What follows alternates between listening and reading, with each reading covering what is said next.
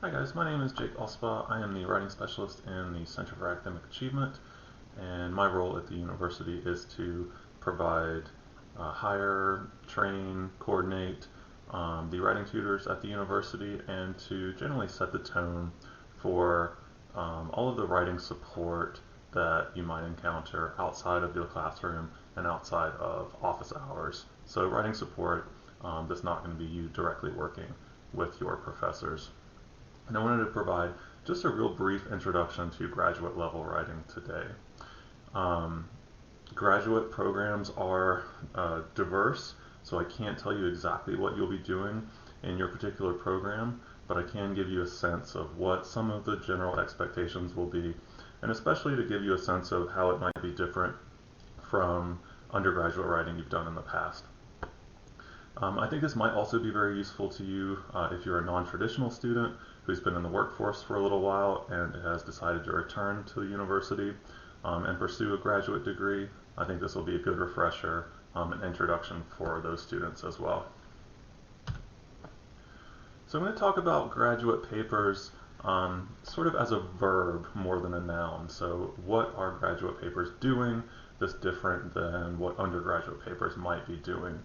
If you did a lot of research as an undergraduate, then some of this won't be new to you. It might just be a different level of expertise and refinement, but perhaps the transition might be less jarring. If you didn't do a lot of writing as an undergraduate, then this will be very new for you as you're writing as a graduate student. No matter what graduate program you're in, you're very likely to be doing a lot of writing. So these are some of the things that a graduate paper might be expected to do. So you'll be asked to review and discuss other scholarly literature. You'll definitely be doing a lot of that. You might synthesize theories, models, course readings. You'll present critical analysis, research, scholarly insight. Graduate papers are also formatted perfectly, or they should be, and they are written in a scholarly voice. And so we're going to talk quite a bit about what that means, the scholarly voice. But notice that I think a major difference to me from undergraduate to graduate level writing is that a lot of what undergrads are expected to do when they write is to demonstrate to the instructor or the professor that they understand the course materials. That's kind of what you're doing as an undergraduate. As a senior undergraduate, you probably be doing more research, and you may even get into presenting scholarly arguments. But a lot of what you're doing is saying like, hey, look, I can write about this, I can show you, dear instructor, that I understand it, right? As a graduate student, you're going to be expected to do that. That's definitely a baseline, but also to present your own thoughts on the materials, your own thoughts on the scholarly conversation, to present the research you're doing and add something new. So it's really, that's the transition from just demonstrating understanding to adding something new to what other researchers have said before you. As you write as a graduate, it's really important to know what resources are available to you. I'll talk more about some of those at LaSalle specifically at the end of the presentation, but these are good ones to know as well. Purdue University has some really nice online resources. They have a blog here on graduate level writing tips. That's great to read. Liberty University has a really extensive PDF on graduate writing kind of basics, where they really get into the kind of the nuts and bolts of grammar and syntax. We'll talk a little bit about that here, but they have really like a 40-page PDF on graduate writing tips that's worth reading. And then when you go to cite your research, and when you want to do that correctly in MLA, APA, Chicago, whatever, OWL Purdue is the very best resource for that. OWL stands for Online Writing Lab.purdue.edu, and that is going to have all of the information you need to cite resources correctly. So let's talk a little bit about the scholarly voice. So the scholarly voice is an unbiased, it's high-level, evidence-based writing that reflects the epitome of good grammar, syntax, and tone. Okay, so we'll spend the next few slides talking about that, and we'll talk about some of the do's and don'ts to excel at this format in your graduate writing. So you do want to use proper syntax. Syntax, if you're not familiar with the word, it refers to the arrangement of words in your writing. And as a graduate student, we want our syntax to be tight and we want it to be concise. So a lot of times you could say, convey a certain meaning to someone in language in many different ways. And you could do it in a paragraph, or perhaps you could do it in a sentence. We want to aim towards the shorter version of that when we write as a graduate student. My director and mentor in grad school told me that the best writing is really smart ideas said very briefly, right? And sometimes that's harder. You could say the same thing, but you could be very long-winded, and eventually you get to it. It's harder and cleaner to convey the same meaning, but in a very brief, tight sentence. So it's a little bit of a silly example, but I think it'll convey what we're talking about. So here's one way that we can convey why Temple lost this basketball game.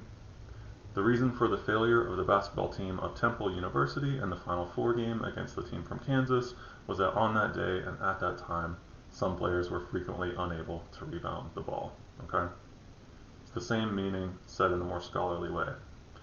Temple's basketball team lost the Final Four game against Kansas because it did not rebound well, right? Conveys exactly the same meaning. Temple lost because they weren't rebounding well that day. And I've underlined some of the important pieces of the language, I think, that are worth noting. So in the first example, the reason for the failure of, like a lot of unnecessary words. We can just say they lost, right? Same meaning. In the Final Four game against the team from Kansas. Well, we already know we're talking about basketball, so you don't need to say the team from Kansas. You could just say Kansas, right? On that day and at that time. Well, of course, when else would it have been? It was definitely at that time and on that day, right? So we just don't even need that at all. And then some players were frequently. We'll talk about this in the next couple slides, but adverbs, words that end in ly, frequently, you basically never need, okay? Again, Temple's basketball team lost the Final Four game against Kansas because it did not rebound well. Same meaning, much, much tighter. So here's some more tips for improving your syntax. You want to avoid making broad generalizations. I see this with a lot of students. They'll say, this is always this way, or this is never this way. Well, I'm going to say always, that's almost never the case, right? Most things are somewhere in between. And in graduate level writing, you only want to say things that are true and what you can demonstrate. So if it's not literally the case that it's always this way, we don't want to say always. Same thing, avoid using oversweeping adjectives like outstanding. We don't really want to use the word obvious because things aren't obvious to everybody. Again, avoid using adverbs almost entirely. I used one right there, entirely. But adverbs are words that modify other words, and we really don't need. So if it ends in ly, you can probably remove it from your writing. Avoid qualifiers. You don't really need to qualify your language. If it's not true, then we don't need to say it. So we don't want to, we just don't need to qualify. If it's true, say it. If it's not true, don't say it. But we don't want to do like a little, definitely, possibly, things like that. We don't want to qualify our language. You want to avoid using emotional language. So an example here, it is heartbreaking that so many are starving. That's sure, but we really want to avoid emotions in our writing as a scholar. Unless you're being assigned to write poetry or something like that, the scholarly voice is objective and intellectual. It's not really from the heart. And we want to avoid language that includes judgments. So this has a little bit to do with like the language thing, or the emotional thing, but we want to avoid being judgy or really making judgments. We just want to make observations and say things that are true without getting our own sort of just judging language. So we don't want to say things are terrible, they're sickening, they're sad, there's things like that. Just say what's true. And remember that improving your syntax, it really takes time and practice to get this. You have to do a lot of writing and you have to do a lot of reading. And sort of until you get there, a decent way to approach that is kind of just write, get things on the page, and then you want to go back and look for these common mistakes. go back and circle all of your adverbs, things that end in ly, and get rid of those. Are you making observations and generalizations that you can't really prove? Take those out. Do you have any judgmental language or emotional language? Take that out. So you can't expect to do this immediately. It takes a lot of practice. But as you work towards these goals, I would say we're just write and then look for these errors and improve your writing through your revision process. When we're writing as a scholar, we also want to be very formal. Professors will tell you to write more formally, avoid informal language, and a lot of students don't know fully what that means. It's essentially avoiding these errors, these syntactical errors will help you write more formally. The only thing I would add here is to avoid slang and avoid idioms. If you do that and you are able to write in this way, avoiding these kind of mistakes, then your language will be formal. So here's an example of informal language. When I got my students to think science was wicked cool, their test scores went through the roof. When I asked for their spin on their improvement, they just said the test felt like a piece of cake to them after I had implemented the new curriculum changes. So a lot of slang and a lot of idioms here. If you're not familiar with an idiom, it's language that essentially we understand colloquially what it means, but it doesn't literally mean that. So their test scores went through the roof. Well, like, did their papers like shoot up through the ceiling? No. So we don't want to say things that are idioms. We only want to say things that are literally true, and we want to use language in its literal meanings. Same thing with like wicked cool. But that's not literally what wicked means. Wicked means like evil, right? So we only want to use it in that sense. You know, someone reading this will certainly understand what wicked cool means, but that's not how we want to write when we're writing formally and scholarly. Same thing, felt like a piece of cake. We understand that that means it was easy, right? But that's an idiom. We don't want to use language except in its literal meaning when we're writing a scholarly. Here's a formal revision. When I was able to engage my students and get them interested in science, their test scores improved significantly. I asked a few students why they thought their scores had improved, and they admitted that the test seemed much easier because of the new curriculum. Okay, so it retains all of the meaning of the informal language, but it gets rid of the idioms, it gets rid of the non-literal language, and it says things that were just genuinely true and literal. I engage with my students. Their scores improved, right? When I asked why they thought so, they said the test was easier, right?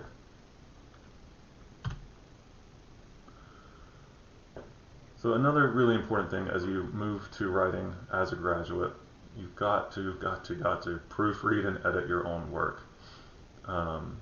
You shouldn't have been letting a ton of errors sneak through as an undergraduate, but as a graduate student, you really have to make sure that you're not submitting essays and papers that have a lot of sentence level error. Because now you're a graduate, you're really more of a professional. That demonstrates carelessness. So we want to demonstrate that we take pride in our writing, we're taking ownership of it, and we're proofreading and editing it ourselves, right? This masterclass article here has some really good tips on proofreading your own writing. Again, it takes practice, but a few of the really good tips are read out loud. Your ears will catch errors that your eyes will skip over. Change formats. So if you've been writing on your computer, almost certainly you have, typing, when you proofread, print a copy out and edit it that way with a pen.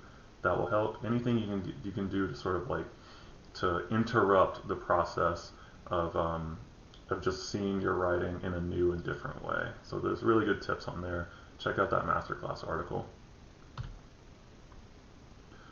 Definitely want to include references and in-text citations. You probably did this as an undergraduate, but these will be required in almost any paper you write for graduate school.